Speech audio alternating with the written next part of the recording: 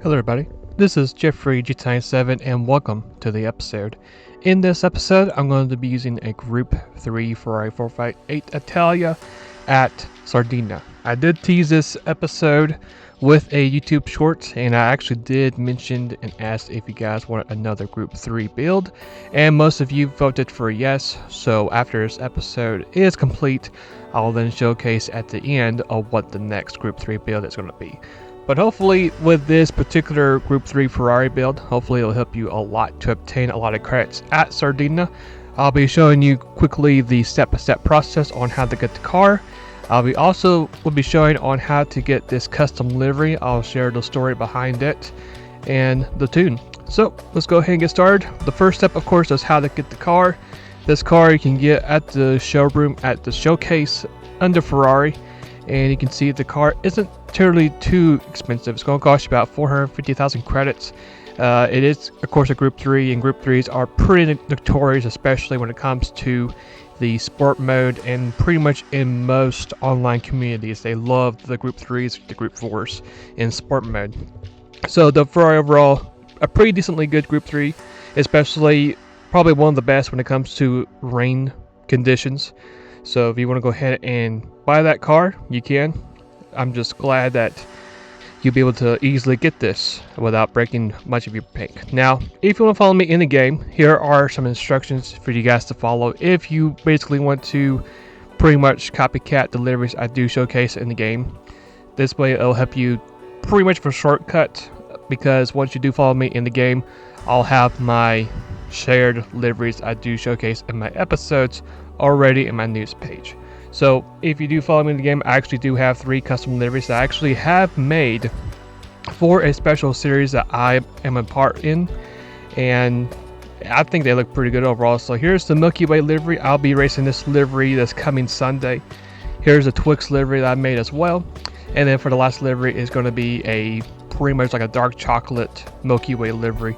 And you know, just having some fun with this particular car with the liveries. I like how they all came out, so if you want to choose one or all 3, it's up to you, just in case if you want something a little bit more detailed look than just that plain Jane red color from the Ferrari 458.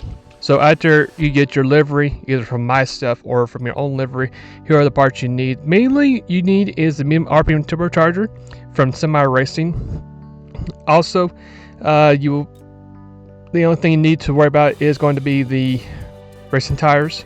Now you can see I have all 3 selected, but we're going to be mainly using the racing mediums for majority of the race, and then at the end we'll be switching to the racing softs for our strategy. So that's basically going to be it for the parts you need for the tune shop.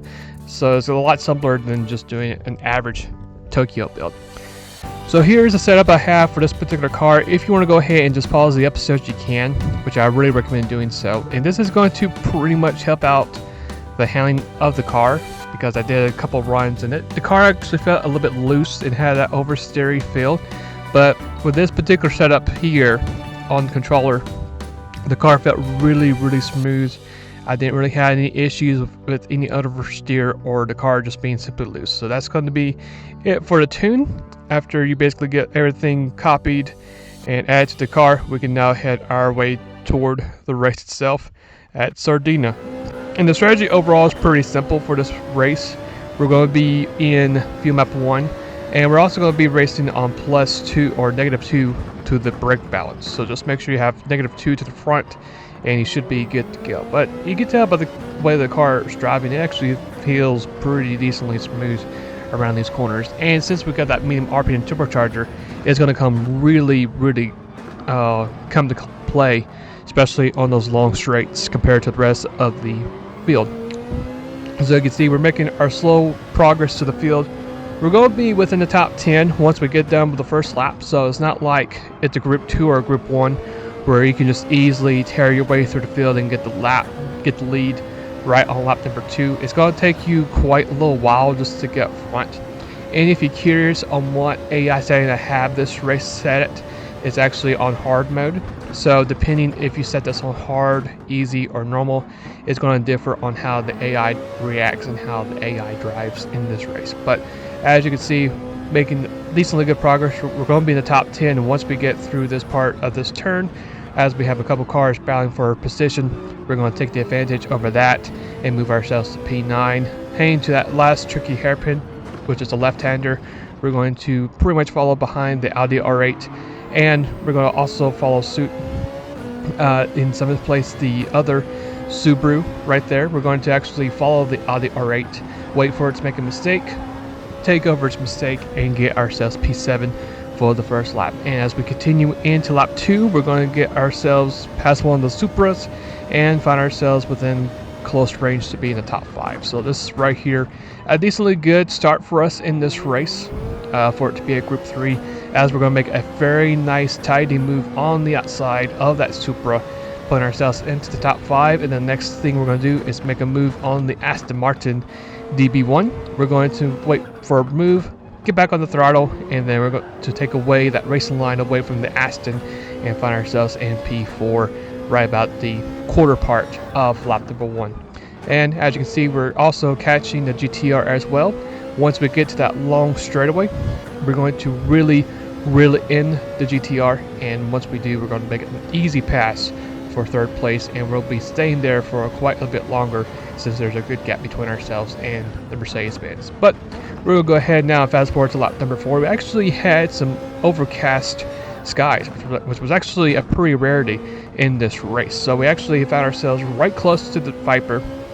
We're right close to where we were at compared to the GTR earlier on lap 2. And the Viper does have some decently good speed with it having its stock engine, so we're going to have to wait for another turn or two until I make a move on this Viper. So once we get to the corner, we're actually going to go a little bit loose, get a little bit oversteery, but thankfully we do keep it going and it crashed through there. We're going to make a nice move on the Viper right about there, make a little bit of contact, and get ourselves the race lead for the first time in this race. Now, as you can see right on the bottom of the screen, we do have 0.8 laps remaining on fuel. So unfortunately for us, we are going to have to make our very first pit stop for this race. Now, traditionally, if this was a Group 2 or Group 1 race, the Group 1s can last a lot longer, especially if you have the classic Group Cs. But for this particular car, since we got that medium RPM turbocharger, which also it's a bit thirsty too, we're going to go ahead and make our first pit stop. And we're going to be, behind us is the Viper, so we're pretty much in the same strategy with the Dodge Viper. The only thing different is for our first pit stop, we're actually going to keep this set of mediums on the car, and I'm going to be just refueling the car. That's all I'll be doing here. So we're going to get ourselves quite a big benefit and get ourselves a big lead over the Viper just by not changing tires. As we hit the pit road, we did see it had 2 cars coming close to us, and thankfully we were clear. I made sure and pretty much overdrove the first turn just to make sure, and luckily we were clear and we can just keep going. So fast forward to lap number 8, we actually do have the sunny skies back out onto the track, and we're going to come in for our second pit stop. And this particular stint, it wasn't too bad. I actually did feel a bit comfortable with the car, even though the right rear tire is literally almost end of life. So this particular pit stop, as you may have guessed, I'm going to go ahead and get myself a fresh set of medium tires. And just like for the first pit stop, we're also going to go ahead and refuel the car all the way up to 100% full of fuel. And that's going to be pretty much be it for our second stint. But as you can see, our lead between ourselves and the Viper actually did jump quite a good bit. So I was pretty glad about that, being able to really get away from the rest of the group in that run. So for our last scheduled pit stop for the race, we're going to come in here, and to finish it off, we're actually going to go ahead and throw in a set of racing softs, which I did mention earlier when we went through the parts that I was going to do this. And for our fuel, we're going to actually load up to we reach that little diamond checkpoint on the fuel bar, and after that, that's going to be it for our scheduled pit stop for the race. So the car felt really good, very quick, very flexible, and just like we did with the last stint, we just really was able to really extend our lead by a huge margin. So fast forward to lap number 14, because it's going to be our official hot lap for this race. So I really encourage you guys just to watch this hot lap, see what this car is doing, and hopefully it'll help out, and then I'll see you guys when we get to the end of the race.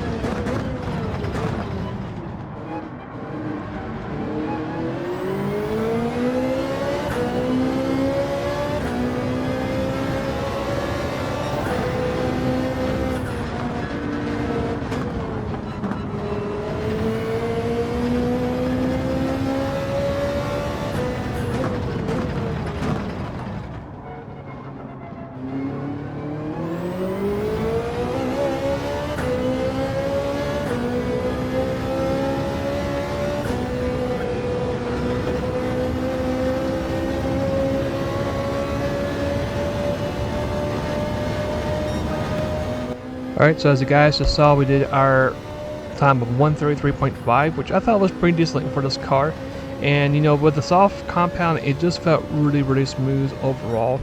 But I just would recommend just stay on the mediums for the first 2 pit stops, and then for the last stint, just do softs, because softs don't really last that long. But for our total time, we did a 25:19, so overall pretty decent. If you do have the car, I would recommend just giving it a go. And it was actually felt pretty good, pretty refreshing, and you know, felt really decently smooth, and you know, a little bit something different other than Tokyo Expressway. So it was pretty good to get back to Sardegna. So for our next Group 3 build, I decided to do the classic GT500 Castrol Supra for our next build. Now I do understand that this car is either right now is sold out at the Legends car dealership, or it might be under limited stock. But if you do have this car and really want to try to get it, I would recommend just getting it right now. And I think what I'm planning on doing for this car is maybe another Sardegna build, maybe, but I could change my mind and do something else with it. But other than that, hopefully you guys enjoyed today's episode. It was pretty refreshing, like I said before, to do a Group 3 build, which has been quite a little while since I've done a Group 3 build at Sardegna. So hopefully that tune helps out. If you guys have any other suggestions, you're more than welcome to add them to the comment section below, and I'll try my best to fulfill them. Until then, I'll see you guys later, and take care.